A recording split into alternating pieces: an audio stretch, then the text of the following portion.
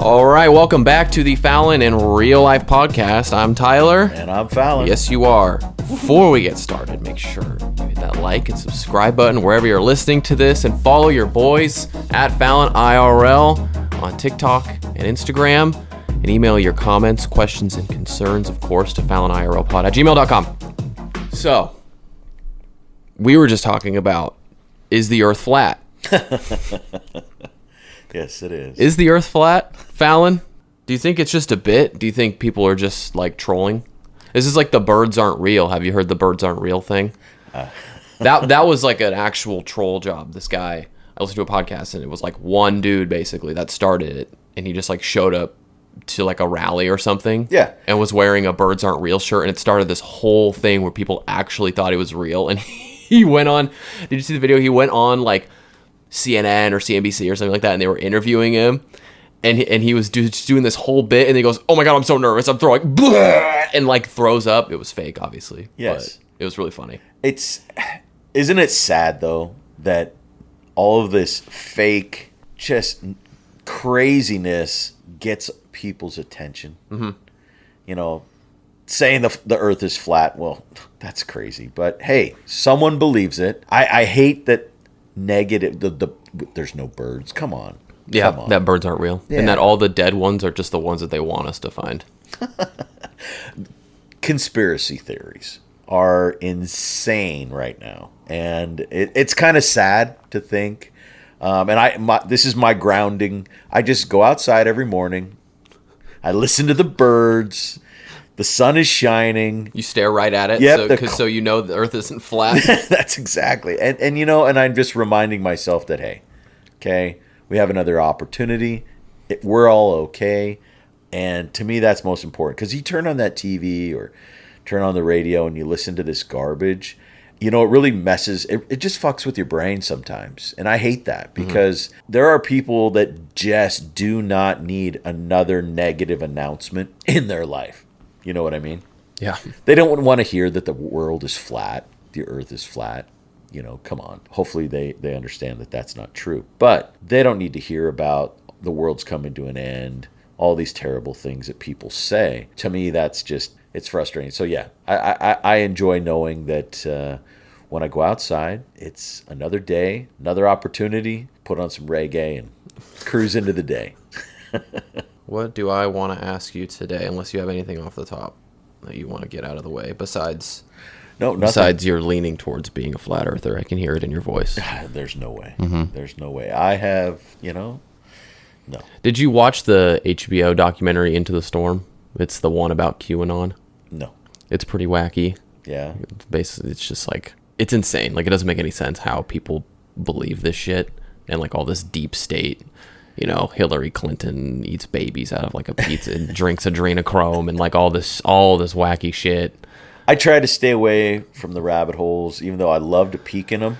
I do. Yeah, I do too. It's like the crazy homeless person in downtown. You like have to stare at them because they're just fucking crazy. Like it's a like you're at a zoo or something. You're like, how are there other people walking around breathing the same air as everybody else that really believe this shit? And how is it okay?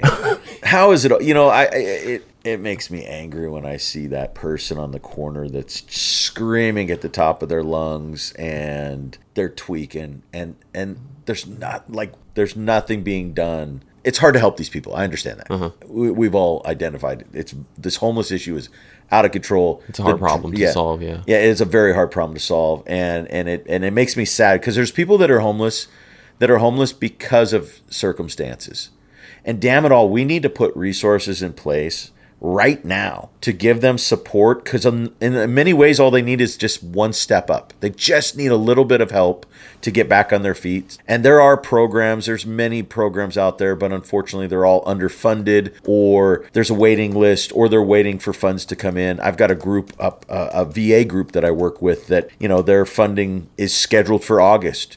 It's sad because here it is, end of June. We have clients in July that could benefit from their services. Unfortunately, we have to wait till August. And so, yeah, we need more of these programs. But then there's that other segment of homeless today that, they're just so addicted to drugs they're just lost. And there's a point where you're not coming back, unfortunately. Then there's also this group of people that are homeless today because they choose to be. Mm-hmm. Yeah. Like, what's up with that? Like, what is up with that mindset that, man, I got my tent. I'm here near the freeway, so I got easy access to anywhere, and I just don't get that. What if those people that are like fully aware, right, that aren't like strung out on drugs, that are like choosing to be homeless, what if it was a situation where like they just lost their job, they have like $4,000 in savings, and they're just like, I can't do anything else with this. Like, I just can't. And they were like already on the fringe. They were already like barely making it by. And you're like, well, I can stretch $4,000 out to this much and then see what happens. I don't know. I'm with you. I don't see how anybody could. But you know what that is? And listening to you speak right there makes me think of that person that unfortunately they lost their job. Mm-hmm. Again, life happened. We've been there. We understand. Life happens to everyone. And they get evicted from their apartment. Where do they go?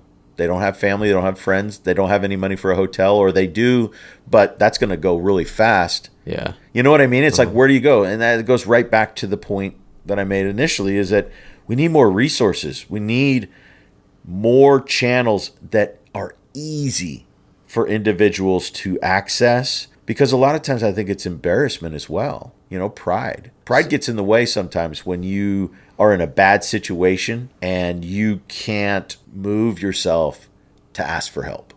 And you're going to try and figure it out. And I'll just post up in the car for a day. Like, that's unfortunate, but there are a lot of people out there that are that way. Post up, grind. And I was listening to a gentleman that lives in Oakland, has lived in a van for years, has a great job, makes great money. Wow. But lives in a van right there with the community. And he agrees that the drug problem has risen, and what a great resource to go to. Someone that's in the community, because that is a community.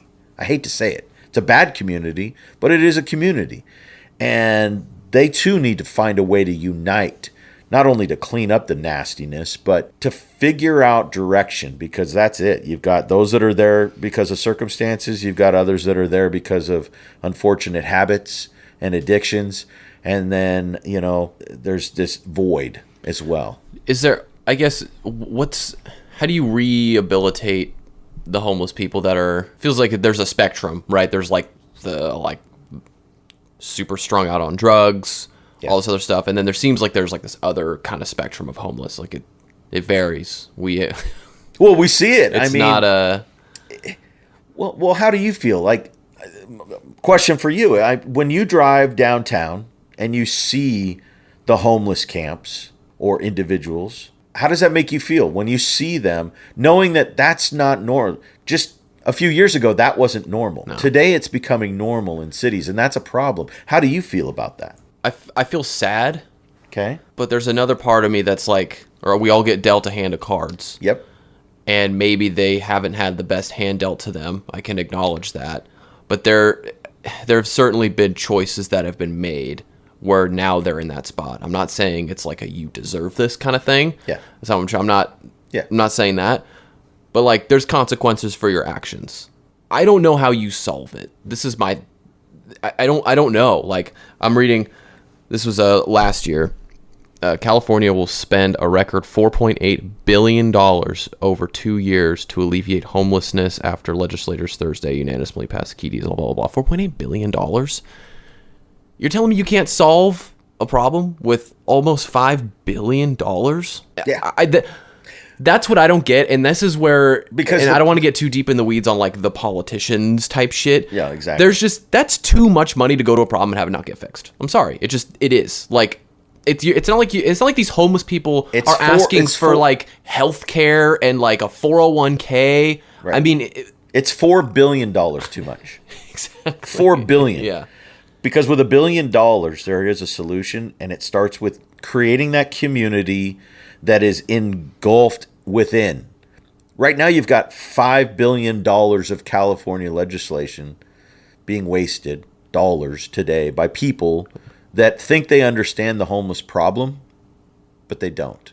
And they are just really good at spending dollars, wasting tax dollars.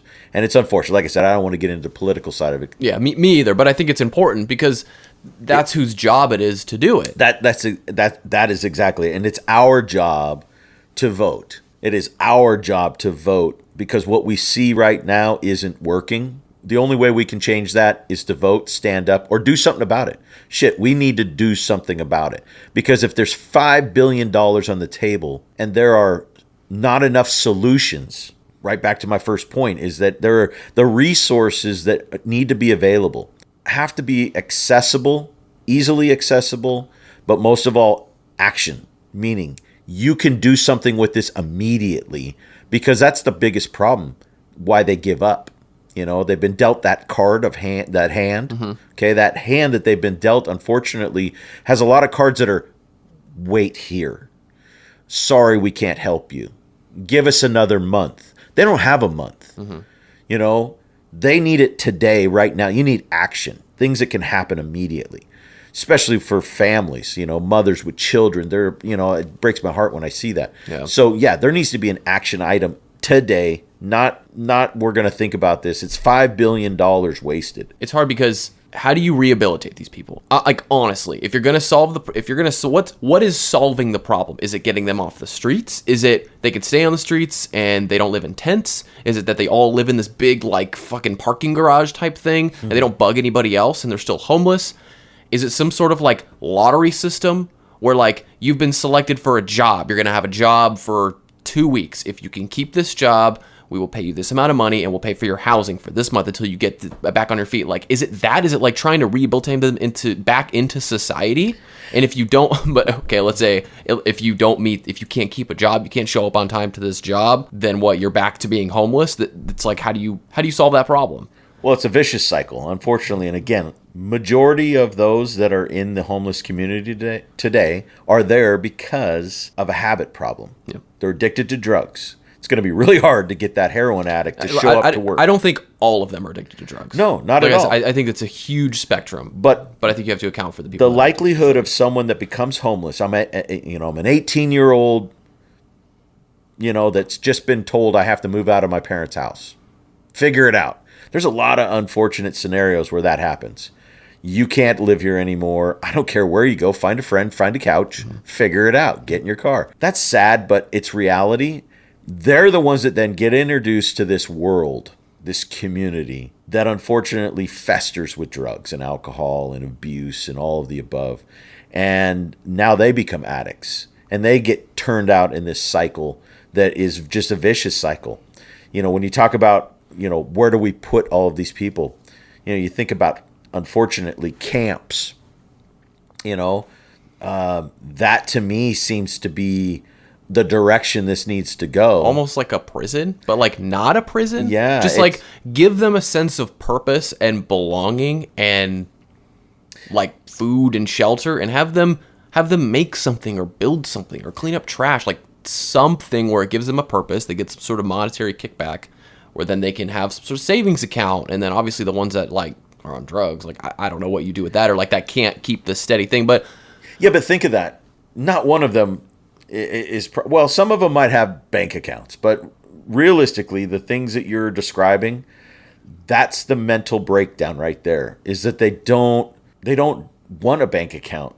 They don't want to be responsible for a job, and they don't do anything other than wander the streets all day. And that's my opinion, but I think you're onto something. Yeah, you can't rehabilitate someone to want to go to work and that doesn't want to. Yeah, they don't want to. And again, that's the problem. How many people, if we were to put, and you know, I talk about these camps, but it's like saying, you know, when I go out to the Bay Area, you know, you've got the old military base. There's housing there. They tore it all down. Well, those barracks could have easily been converted into housing for the homeless.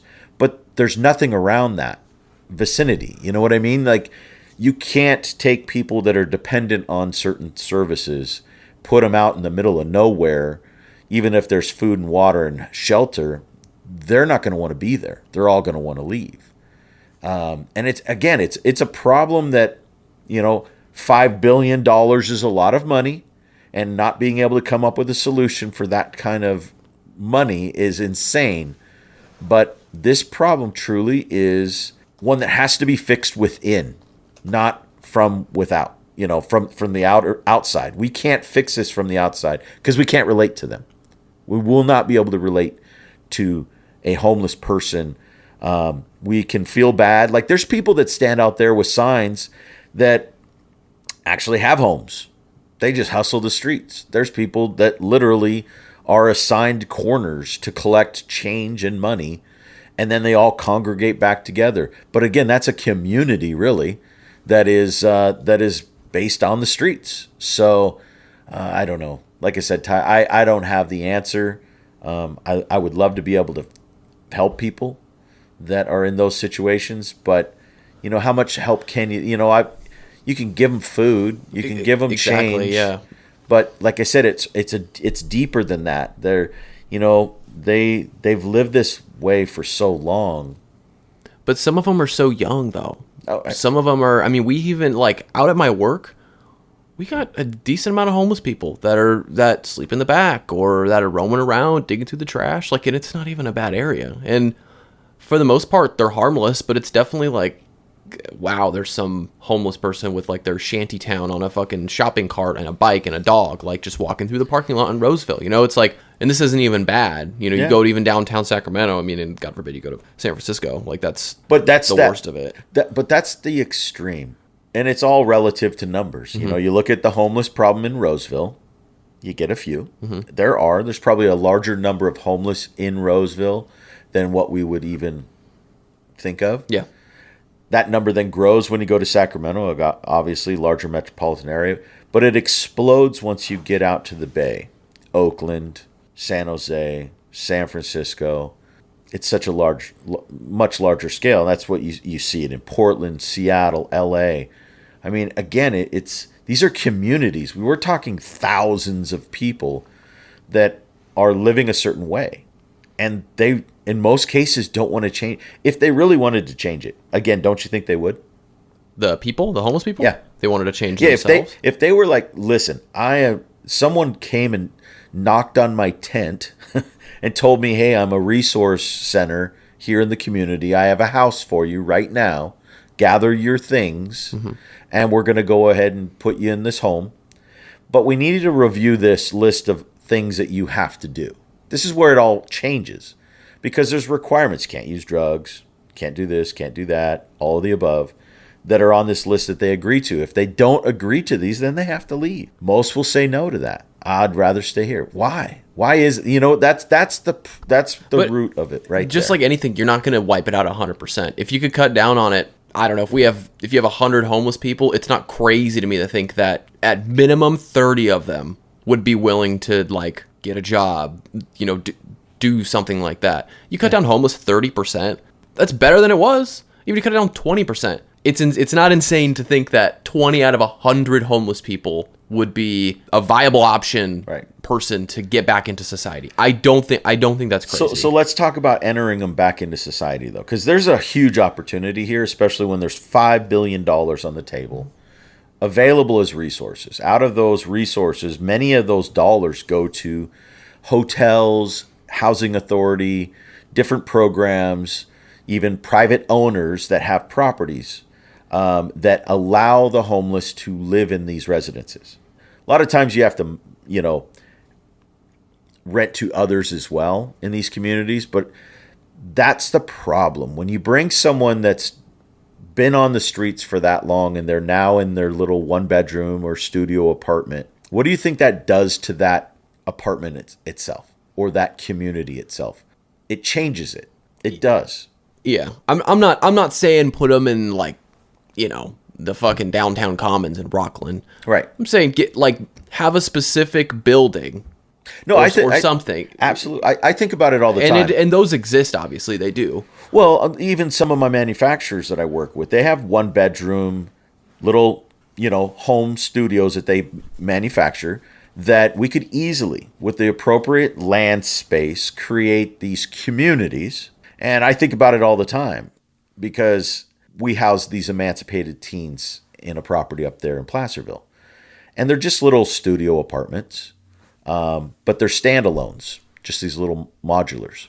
And they generate revenue. But if you take that same concept and put it into a small community, which they're already doing, these little, small home communities, but you need to bring resources into that. Turn it into a community. Teach them how, Give them some life skills to build on. Exactly. Here we're lucky in our area because you can plant fruit trees. You can plant your gardens. You can teach them the value of that. Also, what you need to do to turn that over, and also be able to turn that into possibly a farmer's garden where you're selling that produce. Now you're teaching them economics as well. But also in that community, there's counseling services. There's aid services. You've got all of this in this community that allows every one of those residents. For me, I'd start with veterans. That would be my, just my heart goes to the veteran that has gone into hard times and they've served our country. Damn it all. That's a whole nother issue. Absolutely. The VA is just they're failing. Shitty system. I'm so disappointed. No, I'm so disappointed. But again, I can be disappointed until I'm blue in the face. I can either do something about it or just bitch about it. And I don't want to just bitch about it. We need to do something about it. So it starts with these small communities. So you're going to become homeless and infiltrate and then work from the inside out. There we go. That's how you do it. We're going You'll have to undercover. get addicted to drugs. Oh, we'll start you out light. We'll just do some microdosing of meth. No, a microdose. Yeah, no. Don't be a sissy, dude. Yeah, no. I'm gonna have to pass on. We're gonna find a fill-in. Okay, then you'll have to act like a druggie. Our next call-out session, we're gonna call a few people and ask them to infiltrate the community for us, and then report back to us on their findings. But every veteran that today is in a situation where they are at risk of either being homeless or are homeless are the ones that we need a hotline tomorrow for.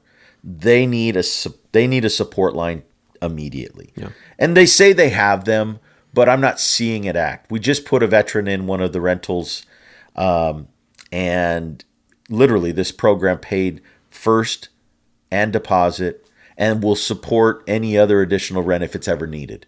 That was that stepping stone I talked about that's needed, just a little extra to get them into a place. And this gentleman is ecstatic. And, it's not his fault that he's not able to, do certain things. He's a disabled veteran that served our country. And damn it all, we need to serve them back. Yeah. Okay. I got one more question for you before we wrap it up. Sounds good. What is the worst or a couple of the worst jobs you ever had? Ooh, that's a good question. But I can honestly say pretty much everything I've ever done, I did because I wanted to, and I enjoyed it, or I wanted to learn something. Now, in those jobs, there was some shit I didn't enjoy doing. Yeah. You know what I mean? But honestly, I can't think of a job I've ever done, because I wouldn't do it if I didn't want to. I'm kind of stubborn like that. So, yeah, I've never had a job that I didn't enjoy or learn. Your hindsight sucks. You're so optimistic. Gotta be positive, damn You didn't work at like a fucking bowling alley doing something stupid or anything like that? Any shitty restaurant jobs or any... I know you did. Yeah, no, but I didn't think they were shitty. At the time, they filled that void that was perfect. I got to meet people. I got to make great money. And it gave me the freedom and flexibility. Were there times where I was like, shit, I don't want to go to work because I want to go do something else? We all feel that way. But, man, no. I can honestly say, yeah, everything I've done, I've enjoyed. It's not always fun, but don't do it if you don't enjoy it. That's my take on that. If you work something on a daily basis that you don't enjoy, then, man, go look in the mirror. Just take a couple deep breaths and ask yourself what you do enjoy. And then start pursuing that, because you're wasting your time. All right. That's all we got for today. Thanks for having us. We'll see you next week. Take care.